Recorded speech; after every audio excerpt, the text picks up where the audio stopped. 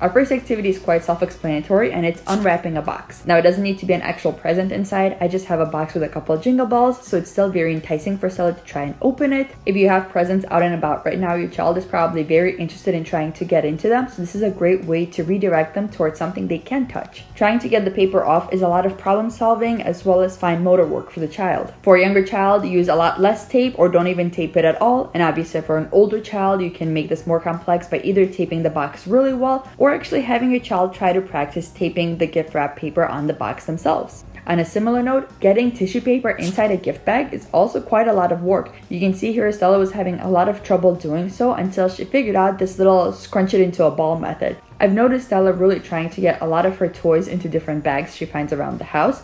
But if you notice, she's having to use both of her hands in very different ways.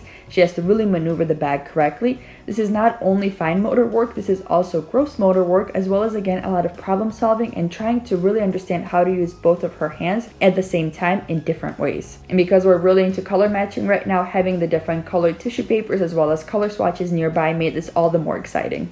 For our younger friends, you can go ahead and put the paper inside the bag yourself and have the child work on pulling the paper out. This is also great practice in object permanence. If you are exploring colors with your child, I encourage you to grab whatever items relate to your cultural holidays and make that into a color matching activity. So we've got gift bows of 3 different colors, and I've noticed that at this point it's still a lot easier for Stella to make the correct color matching if she has a place to put those bows into. So as opposed to matching 2 red bows together, it's easier for her to put those 2 red bows into a red plate.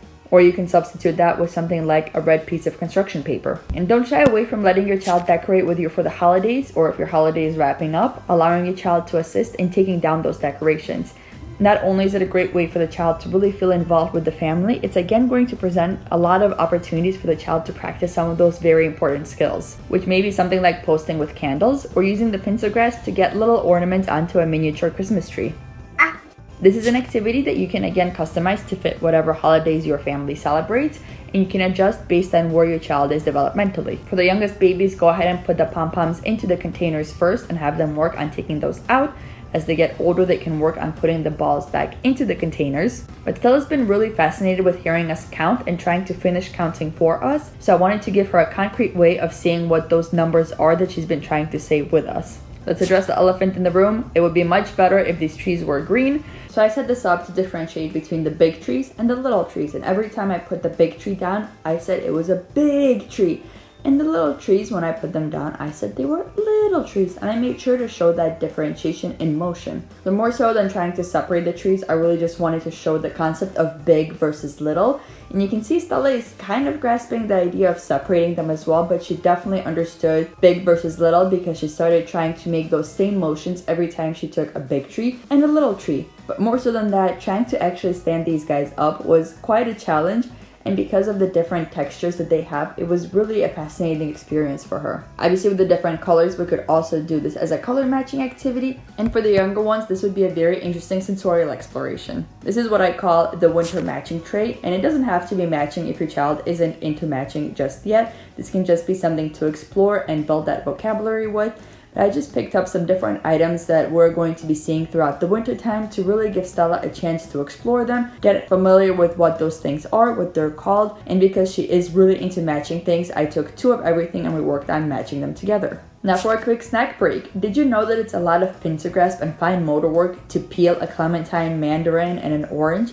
And even the pickiest of eaters can't help but take a little bite while they're working on this. It really is true that children are much more inclined to try food that they themselves have had a chance to explore, either by washing it, cutting it, or in this case, peeling it. So as you see more citrus fruits coming up in the wintertime, I encourage you to give your little one a chance at peeling them as well. You can also take this a step further and make a juice out of them. Snowflake matching is exactly what it sounds like. This is an easy activity you can DIY either by printing out the snowflakes, or if you remember how to make them on your own, make 2 of each, and you can make this as easy or as difficult as is appropriate for your child's current development. If you have very simple and very complex snowflakes, those are going to be very different, so it's going to be a lot easier for the child to match them. The control of error, of course, is we can line up the snowflakes on top of each other, and if they perfectly conceal each other, they're the perfect match. Now for a little sensory exploration, we still luckily have not had any snow, but I know Stella's been very interested in understanding hot and cold.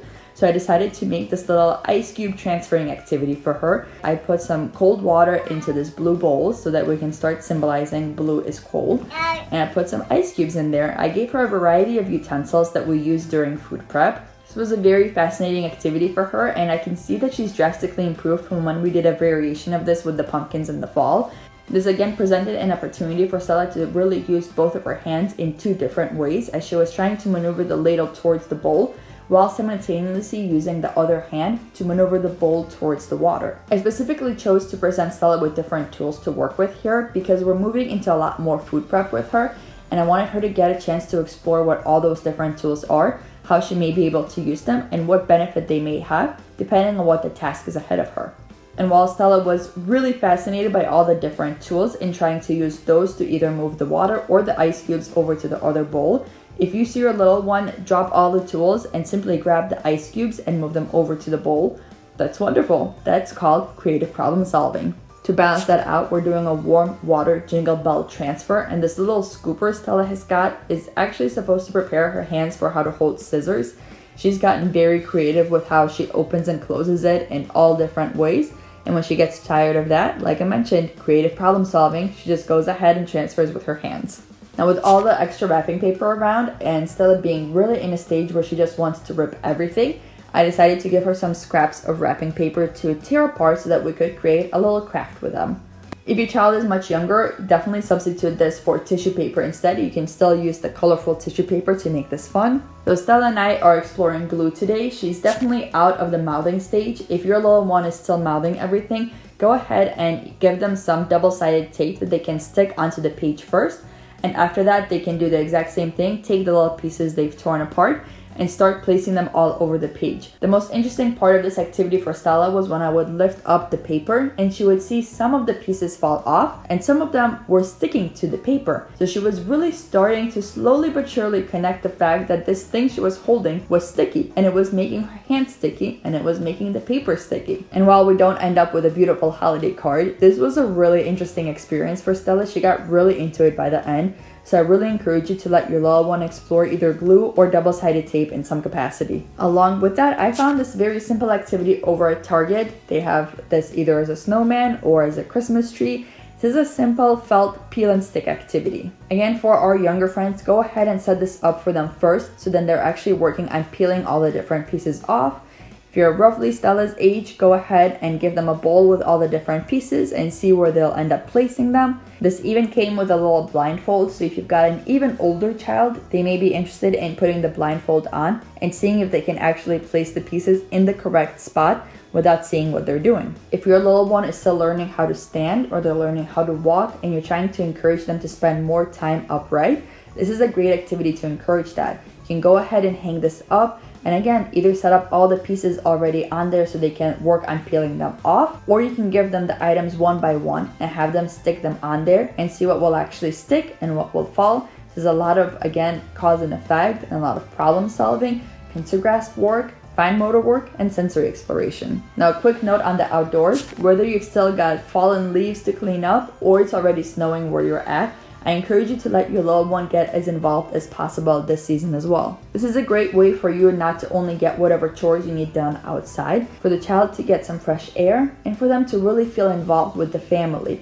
I'm sure you've already noticed that our kids can imitate what we're doing and do so quite well, incredibly quickly. So rather than seeing the eventual snowfall as a chore, see it as a chance to really enjoy some time outside together with your little one. And for an open-ended play option, adding something like fake snow into the mix really changes up an activity. This fake snow that we've got is just a thin piece of white felt. We've got some snowy trees in the background, and because Stella's been really into covering things up and almost trying to envelope them, I decided to let her explore it with these different pieces of this fake snow that we've got. We're just using some of the blocks that we've got, some shapes that we have from a shape sorter. We added some cars, some bears that we've got from color matching, and eventually we brought in some of our deers. And this made everything so much more difficult and so much more exciting. Anytime we tried to put the fake snow on top of our little towers, if we weren't careful enough, they would topple over. Trying to put the bears on top of the snow was also very difficult because it was so slippery. and still had a blast trying to wrap each and every one of the cars in the little snow as if it's a little blanket. This was such an easy thing to add, but made the activity so incredibly different and so incredibly fun for the both of us. I hope you and your little one enjoy some of these activities, and until next time, I hope you stay safe.